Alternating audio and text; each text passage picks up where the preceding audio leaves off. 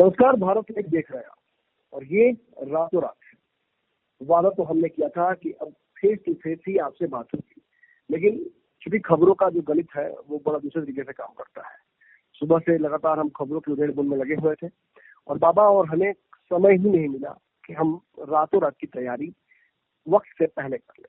तो चूंकि समय 3-4 सुबह का हो रहा है और आपको खबर भी पहुंचानी है, इसलिए इसे हम ऑडियो फॉर्मेट में कर रहे हैं। माफी सही, बाबा हमारे साथ मौजूद है। 7 बज गया है, यानी बाबा के साथ का वक्त हो गया है। खबर भी ऐसी है जो आपको जानना बहुत जरूरी है। हम लगातार आपको बता रहे हैं कि नीतीश कुमार की सरकार को पलटने का बिहार में उनके सारे विरोधियों ने एक बहुत बड़ा रणक्षेत्र तैयार कर दिया है और इसकी सारी स्ट्रेटेजी अपने दिमाग में बना रही है।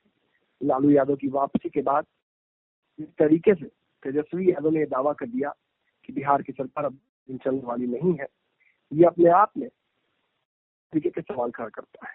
एक, राजद ने आखिर कौन सी तैयार की है जिससे वो इतना आश्वस्त है कि सरकार गिर जाएगी। क्या नेता प्रतिपक्ष के रोल के जिस रोल में तेजस्वी यादव को ढाला गया है, क्या उस रोल के लिए वो तैयार है? क्या वो इस तरह का हल्का बयान दे सकते हैं?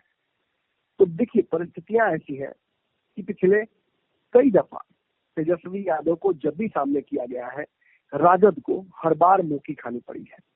ऐसा इसलिए नहीं कि तेजस्वी यादव ने कोई कमी की हो, परिस्थितियां ही ऐसी बन जाती है। तेजस्वी यादव को 2019 में महागठबंधन डमी बनाई, लालू यादव ने सौंप दिया। उन्नीस का रिजल्ट आपको अच्छे से पता है। कांग्रेस की एक सीट छोड़कर बाकी सारी सीटों पर गठबंधन पूरी तरह से जीरो हो गया था। 2000 हमने 20 की भी परिस्थितियां देखी। एग्जिट पोल्स में सरकार तेजस्वी की बन रही थी, लेकिन रातों रात सब कुछ बदल गया और नीतीश कुमार ने बिहार में कंफर्टेबल मेजोरिटी से सरकार बनाई। यह अलग बात है कि नीतीश कुमार को भाजपा ने अनुकंपा पर ही मुख्यमंत्री बनाया। अब बात यहाँ ऐसी है कि जब तेजस्वी यादव को बार बार सामने करके राजद को झटका लग रहा है, पिछली बार भी जब 2015 में तेजस्वी यादव और राजद जब सरकार का हिस्सा बनी, महागठबंधन बना, नीतीश कुमार को मुख्यमंत्री लालू यादव ने बनाया, उस वक्त भी जब उप मुख्यमंत्री तेजस्वी यादव को बनाया गया तो नीतीश कुमार को पीएम बनाने का जब सपना लालू यादव ने दिखाना शुरू किया, उस वक्त ही तेजस्वी के सीएम बनने की भी कहीं ना कहीं बात सामने आई और ये परिस्थितियां उस वक्त ही तब बदल गई और राजद की सारी तैयारी को झटका लगा जब नीतीश कुमार ने रातों रात सरकार गिराकर भाजपा के साथ गठबंधन कर लिया। ऐसी परिस्थितियां बिहार की राजनीति में लगातार बनी हुई है और अब तो जब तेजस्वी यादव ने ये बात कह दी कि चिराग साथ आ सकते हैं और सरकार गिराने की बात भी उन्होंने कर दी, दावा भी कर दिया। और कल क्यों, अब आज ही जब राजद एक बहुत बड़ा आयोजन करने जा रही है, 25 साल की राजद हो जाएगी। लालू यादव ने जिस पेड़ बीज आज इतना बड़ा वृक्ष हो गया है कि उसके उत्तर में कहीं ना कहीं बिहार की सबसे बड़ी पार्टी केवल कागज पर ही नहीं, केवल वोट बैंक पर ही नहीं, बल्कि सदन में रिप्रेजेंटेशन के मामले में भी सबसे बड़ी पार्टी राजद है। ऐसी स्थिति में सवाल खड़ा होता है कि जब भाजपा के और जदयू के बड़े बड़े दिग्गज नेता तेजस्वी यादव को ये कहते हैं कि आपके किस्मत में सीएम बनना नहीं लिखा हुआ है, तो ये जरूरी रहता है जानना कि आखिर बिहार की राजनीति के सबसे मजे हुए खिलाड़ी बाबा क्या बोलना चाहते हैं। बाबा हमारे साथ मौजूद है। बाबा, क्या टिप्पणी करना चाहेंगे इस पर? नमन जी, सबसे पहले तो बताना ये चाहेंगे कि सबसे पहले बधाई 25 सालों की राजद को, और साथ में बधाई चिराग पासवान को भी कि वो अपनी पार्टी खड़ा करने के लिए तैयार हो रहे हैं, अपनी पार्टी वापस लेने के लिए तैयार हो रहे हैं। लेकिन इन सबके बीच में जो सवाल आपने खड़ा किया है कि बार बार तेजस्वी यादव सीएम की रेस में तो आते हैं पर रेस से बाहर हो जाते हैं। अब इस रेस से बाहर होने के पीछे बहुत सारे कारण और सूत्र हैं। आपने बचपन से ही पढ़ा, हमने भी पढ़ा है कि जब आप कोई सम हल करने जाते हैं, कोई भी हिसाब आप हल करने जाते हैं, तो उसके लिए एक फार्मूला पहले से तय होता है, उदाहरण पहले से दिया रहता है और उसी पर आप हिसाब को बैठाते हैं। उस उदाहरण से एक अलग उदाहरण तय करने की कोशिश कर रहे हैं बार बार तेजस्वी यादव, और यही वो कारण है कि वो पिछड़ जा रहे हैं। और ये बातें बिहार के मजे हुए जो खिलाड़ी हैं वो समझ चुके हैं। उन्हें इस बात का अंदाजा हो चुका है कि तेजस्वी यादव में क्या क्या कमियां हैं। अच्छा, इसके बाद आपने सुना होगा, आपने शुरू भी किया है कि बहुत सारे ऐसे नेता उनके विरोधी तो हैं, उनके साथ रहने वालों को भी इस बात को लेकर के अभी भी संशय बना हुआ है कि तेजस्वी यादव को इस उम्र में लोग स्वीकार करेंगे। सबसे बड़ी बात तो यही है, क्योंकि उनके पीछे जो एक पीछे से लेगेसी जो चली आ रही है उनके माता पिता की, और जिनको लेकर के, जिनके 15 साल के शासन को लेकर के बहुत सारी बातें कही गई हैं, उससे वो पीछा छुड़ाना चाहते हैं। लेकिन नमन जी एक और बात है कि हमारे पास जो उदाहरण है वो भी बहुत अच्छे नहीं है। हमने देखा है कि विपक्ष का एक बहुत मजबूत चेहरा राहुल गांधी के तौर पर काफी मतलब ऐसी परिस्थितियों में बार बार कांग्रेस चली आती है कि हर बार सवाल राहुल गांधी के नेतृत्व क्षमता पर, उनकी कुशलता पर ही आकर समाप्त होता है। जी जी जी। ऐसे में तेजस्वी यादव के लिए जो कठिनाइयां हैं वो और बढ़ जाती है, क्योंकि थ्योरम भी जो आसपास दिख रहा है वो भी उनके लिए उतना अच्छा नहीं है। देखिए ना नमन जी, सीधी सी बात है कि आपने तो एक उदाहरण दे ही दिया। आपके सामने एक उदाहरण है कि पिता इतने बड़े राजनीतिज्ञ थे, जिनको दूसरा आपने देखा कि कहा जाता है भीमराव अम्बेडकर, उनके पुत्र के साथ क्या हुआ। एक राजनीतिक खिलाड़ियों ने एक बिल्कुल मैदान में अकेला कर दिया। अब वो भले लड़ाई लड़ करके आगे जो कर लें, लेकिन तत्काल तो उनको अकेला कर दिया गया। बिल्कुल इन्हीं सब धाराओं को लेकर के, इन्हीं सब बातों को लेकर के तेजस्वी यादव के बारे में भी बहुत सारी बातें कही जा रही है।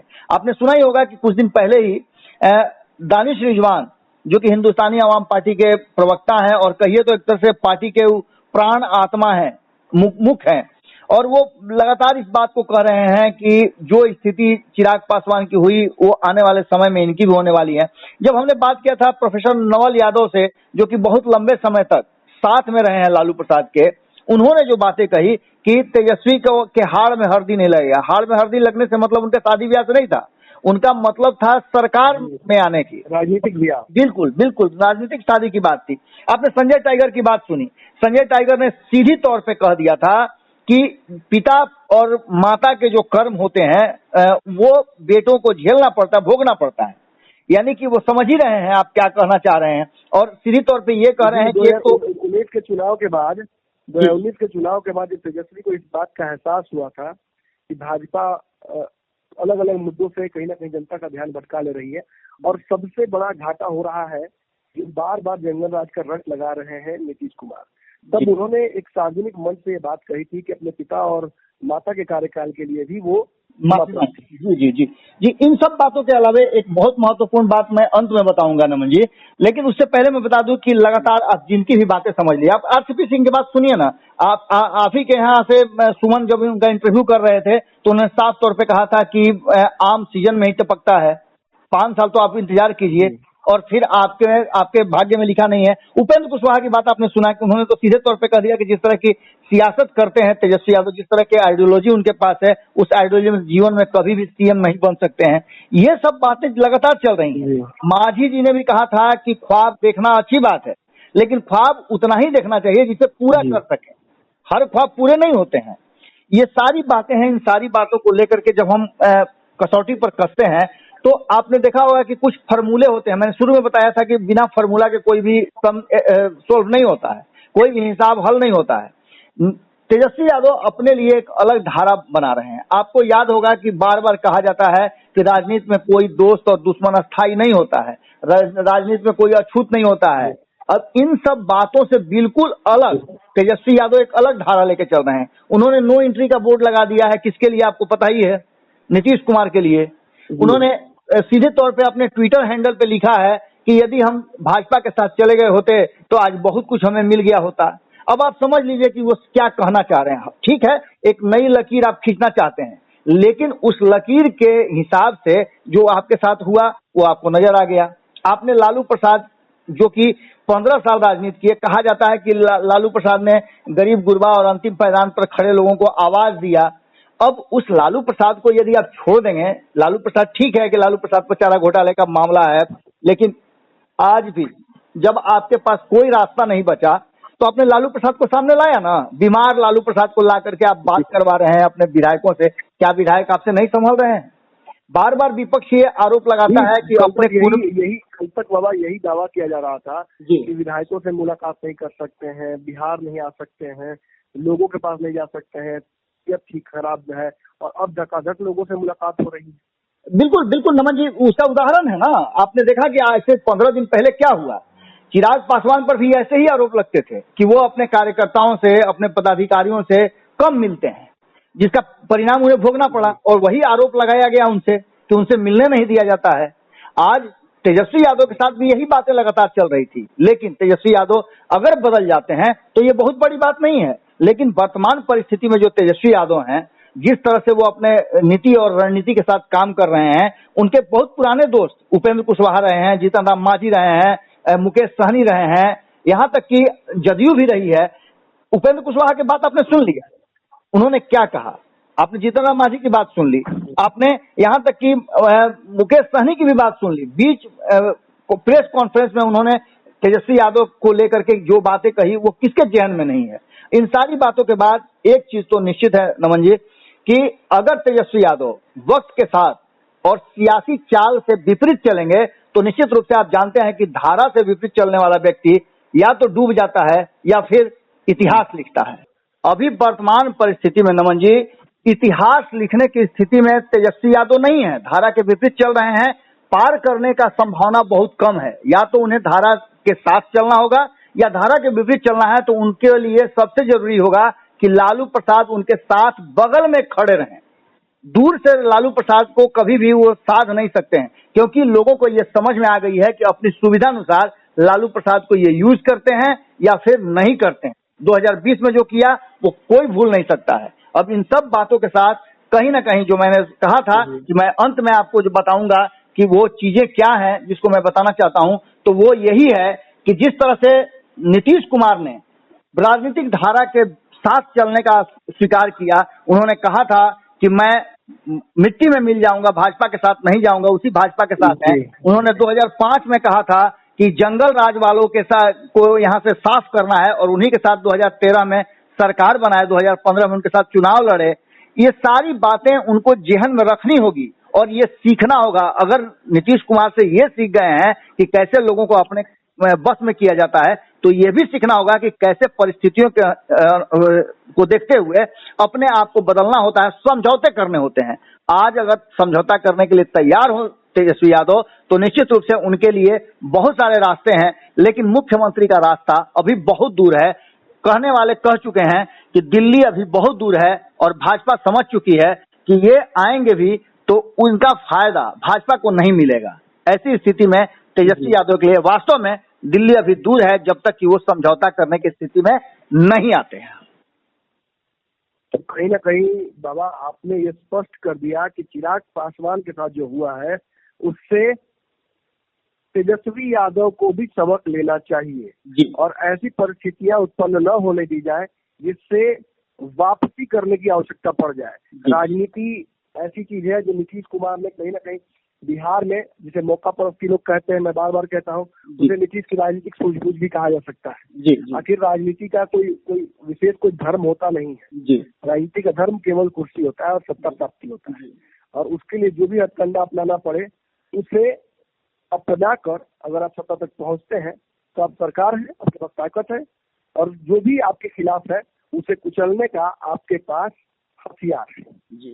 अब जाप वाले ये आरोप लगाते हैं कि पप्पू यादव को नीतीश कुमार ने उठवाया है, उन्हें जबरदस्ती पुराने केस में फंसाया है।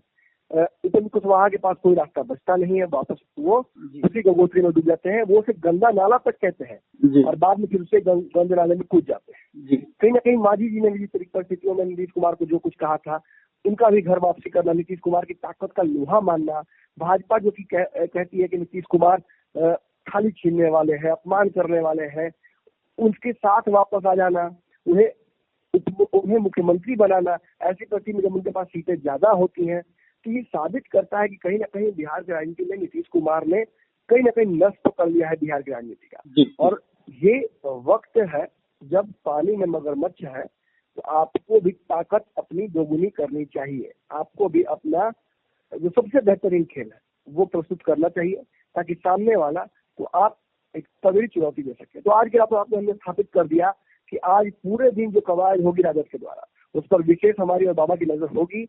हम छोटी छोटी बारीक बहुत महत्वपूर्ण है कि लालू प्रसाद यादव को किस तरीके से रिप्रेजेंट किया जाता है वर्चुअली, वो किस तरीके से पूरे समारोह में शामिल होते हैं। चिराग पासवान की इस पूरे कार्यक्रम में राजद की क्या रुख होता है, वो खुद अपना कार्यक्रम करने जा रहे हैं, आशीर्वाद यात्रा लेकर हाजीपुर जा रहे हैं, चाचा के घर में जाकर चाचा को चुनौती देंगे। और ऐसी परिस्थितियों में जब खासतौर पर राजद रामविलास पासवान को याद करने जा रही है तो ये सारी बातें अपने आप में आज के दिन को बहुत महत्वपूर्ण बना देती है। आपकी पूरी नजर भारत लाइव पर होनी चाहिए, हमारी नजर इन खबरों पर। धन्यवाद। अगर ये वीडियो पसंद आई और वह बिहार के राजनीति और बिहारियत से सरोकार रखेनी तो सब्सक्राइब बटन दबा के चैनल के सब्सक्राइब कर ली। ओजे एगो घंटी बा, ओकरा बटन दबा देला से कुल सटीक और मारक खबर रुआ मुफ्त में मिल जाई। अगर रुआ पत्रकारिता के हमनी के नया प्रयोग में सहयोग कर चाहतानी तो ज्वाइन बटन दबा दी। पेटीएम नंबर नोट कर ली 9386816700। धन्यवाद।